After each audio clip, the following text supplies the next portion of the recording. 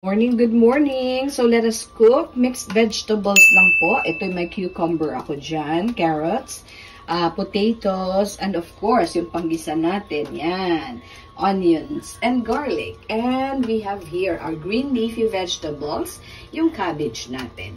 Ayan lang po. Okay, so maglagay na tayo dito sa ating, pot ng konting oil para magisa na po tayo. So, let's gisa the garlic and the onions. Ayan. Yung garlic po, alam natin, panlaban sa hypertension. At eto, kaya hindi na tayo kailangan maintenance medicines dahil hindi natin aabutin yung pagkaka-hypertensive. Pero kung may sakit kayo guys syempre, kailangan nyo ng mga medicines nyo. Ayan. Ito naman, antioxidants, yung ating onions. At ilagay na po natin ang ating, potatoes. And of course, itong ating, carrots, para lumambot-lambot siya. Maluto. Siyempre, yan po ang pinakamatagal iluto. No? The rest naman ay malalambot, lalo na pag leafy vegetables. Ang green leafy vegetables po natin ay mabilis lang siyang lumambot. Baka ma-overcook pa siya. Pag nasobrahan. Ayan. So, konting lang yan. Okay, takpan natin siya. Lagyan mo konting tubig. Siyempre, lagyan natin ng konting tubig. Diba? Okay, yan ang pang-boil, kumbaga. Para lumambot-lambot yan. So, saucy lang yan. Huwag naman sobrang-sobrang ang sabaw. Saucy lang po. So, atakpan natin siya hanggang kumulo. Okay, kumukulo na nga eh. Palambot-lambutin lang po natin siya. Lagyan natin ng konting turmeric and black pepper. Magka-partner po talaga yan silang dalawa. Po, nilagay na natin yung ating cabbage. Okay, at ayan na. So, konti lang yung kanyang sabaw-sabaw at takpan para maluto. That will be for our mixed vegetables for today. Okay, so it's done. Okay guys, ito na po ang ating mixed vegetables. Ayan. Okay, that's our mixed vegetables. Ayan na po. Okay. With little chicken. Yung mga chicken leftovers, yun na lang ang ginamit ko, dears. Ayan na lang po ang ginamit natin. Mga konting chicken leftover. Okay, so there you go. That is our mixed vegetables in chicken. Chicken ginisa. Okay, so that's it guys. Ayan po. Ayan. With mixed vegetables na may chicken. Ayan o. Yung ating niluluto today para sa ating pansit. At meron ako dyan konting chicken. Ito na yung ating frozen pa, yung ating konting chicken breast. Para malaman ang ating chicken breast. So, nabili ko sa 75, isang buo siya, hinati. Okay, inulam kahapon, tapos ito ngayon. So, 75 divided by 2 mo pa yan. Diba? Ayan, welcome to Simply Jane's Kitchen.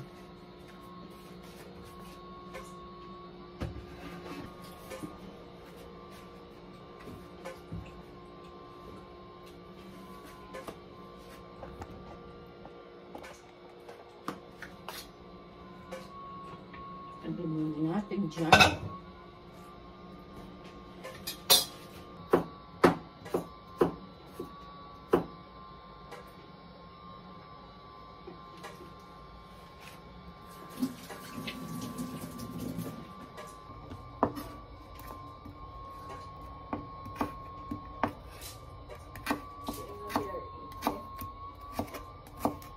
Ganda.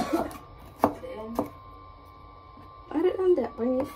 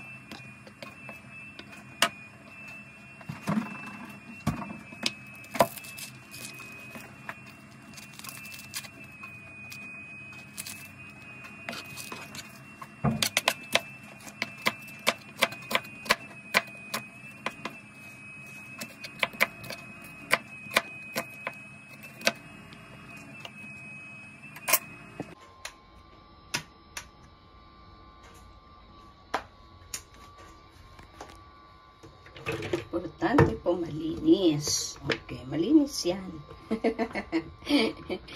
Oo, meron lang talagang naglinis niyan at natanggal yung kanyang, okay, natanggal yung kanyang itim dyan para sa non-stick pan, di ba? Non-stick pan dapat yun eh. Dapat tayo magagawa. Tapos na. Oo, nakis-kiss na niya eh. Okay. So, ano na tayo ng ating sibuyas, garlic, at sibuyas. Bango-bango guys, oh. Pero hindi ko pa nahiwa ito. At hindi pa siya nato, kaya hinto muna natin. Okay, ginamitan ko na nga ng butcher's knife eh. Okay, paano hindi mo nato in advance? Kaya kailangan talaga, see to it na nato na yung iyong mga meat products bago ka magsimulang magluto. Otherwise, ganyan na mangyayari. O yan, tuloy. Tanggalin ko na ulit. Tanggalin ko na muna.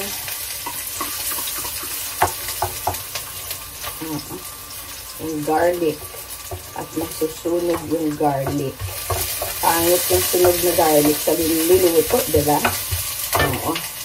Ayan o. Tinanggal ko na muna para hindi siya mapuruhan.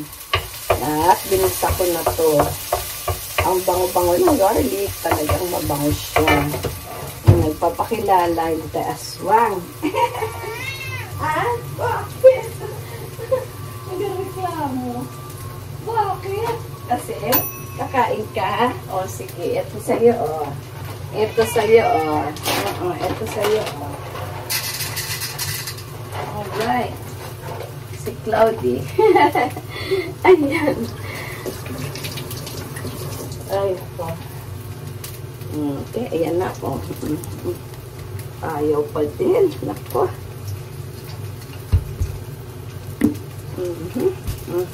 Buha tayo ng rolling pin. At ipukpok natin dyan para matulungan. Oh.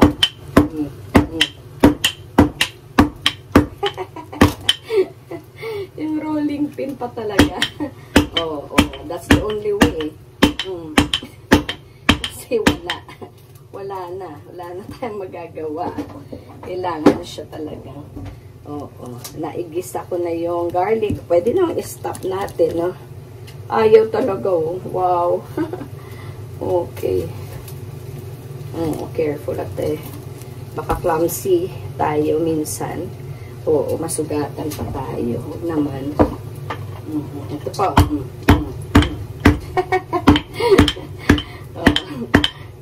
Urgent eh.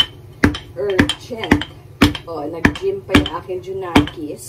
After the gym, kakain na syempre siya ng kanyang pansit bihon. Ayan. Finally.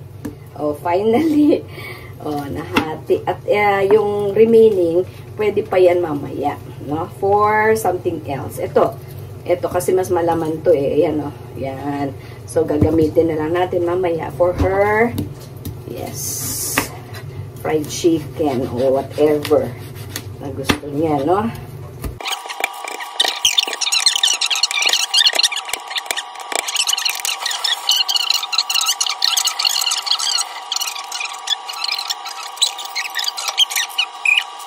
Meat.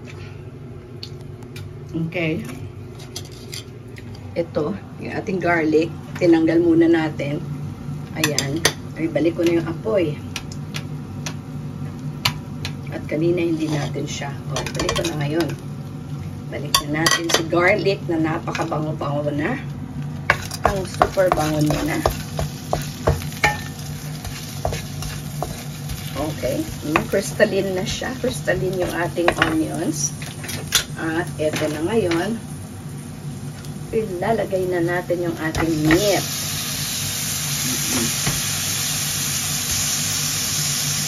Okay. Gisa-gisa. Gisa-gisa natin siya. Gisa-gisa. Yan, lagyan natin siya ng tubig. Okay. Tapos takpan natin mamaya, ha? Para meron tayong chicken stock. para dun sa sabaw ng ating pansit bihon. Okay. Nagtunaw tayo ng chicken cube. Kalahati lang po ng chicken cubes para sumarap-sarap naman ang luto. Okay.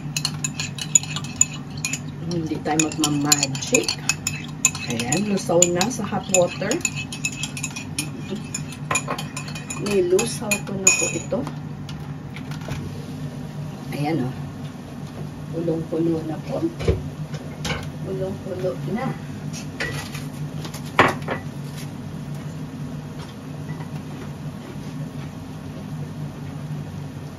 Pulong-pulo na. Yun yung ating chicken stock. Kumpay na. Lagay na po natin yung ating carrots. Salin na rin natin yung ating pipino. No, inubos ko lang talaga yung pipino eh. Inubos ko lang ang pipino. Kasi mamaya masira lang siya sa ref. Pwede ko na ilagay sa mata ko. Para wala tayong mga eye bags. Pero okay na. Okay na po. Wait lang. Nasaan yung ating kunin ko na? Kunin na po natin itong ating pansit bihon. Okay. Kung konti pa ang sabaw, dagdagan mo ng sabaw. Diba? Okay. Para sumarap-sarap naman, kaya nilagyan natin siya ng chicken cubes. Yan yung kanilang buhay. The more spice, the better. Okay, ayan na po yung ating ang dami, oh. Ayan. Lang ang babasa dyan. Ganyan muna. Allow the steam to cook.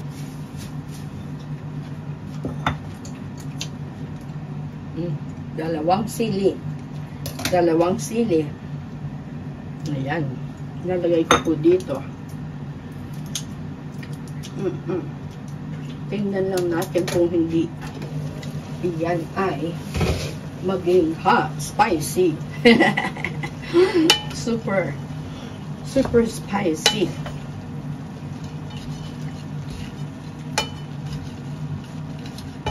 Hot and spicy. Ayan na po. So, ilalagay natin ito, ha.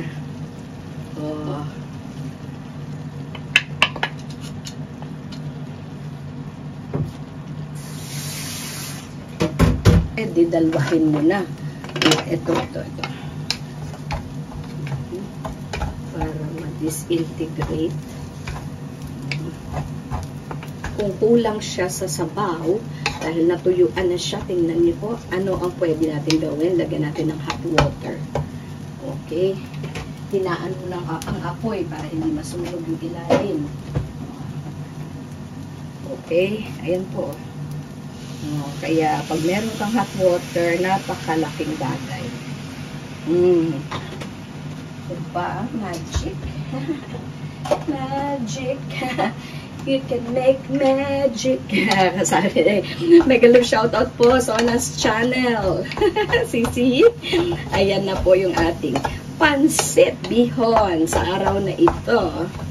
You can make magic. You can do anything. Ayan po. So, sa malaway natin, napunta na tuloy sa ating mga niluluto. Pero, yan daw ang nagpapasarap. No? Pag happy ang cook, masarap ang kanyang niluto. Sana all. Ayan po. So, welcome to Simply Jane's Kitchen. Okay? Enjoyin lang natin to. Kasi yung ating mga niluluto ay para sa ating pamilya. Di po ba? Yan. So, hininaan na natin yung apoy para yung ilalim nito ay hindi naman po masunog. O, halong-halo na siya. Okay, halong-halo na po siya. So, the next thing is, for the green leafy vegetables. Ayan. Oh, very generous cabbage. Yung ating cabbage. Repolyo, in short. Sa Tagalog ba yan? Basta, sa wika natin, repolyo. Yan. Okay, cabbage naman po sa English. Daling panahon na lang, talagang well done na yan siya. Hininaan na natin yung apoy para di naman masunog yung ilalim ng ating pansit bihon. At habang ginagawa natin yan, hiwain na natin tong mga kalamansi na to. Ayan na lang po natitira natin kalamansi na hugasan. Ayan ni Simply Jane. At eto na yung ating toppings. Diba may maanghang na kanina? Nakita nyo po, no? At pag nakain yan, yung mga sili na yun, ako, ewan ko na lang kung hindi kayo mapapaiyak at sisipunin kayo sa anghang. Okay, enjoy! Ayan, no, malapit na pong maluto ang ating pansit bihon. Okay, ayan na po.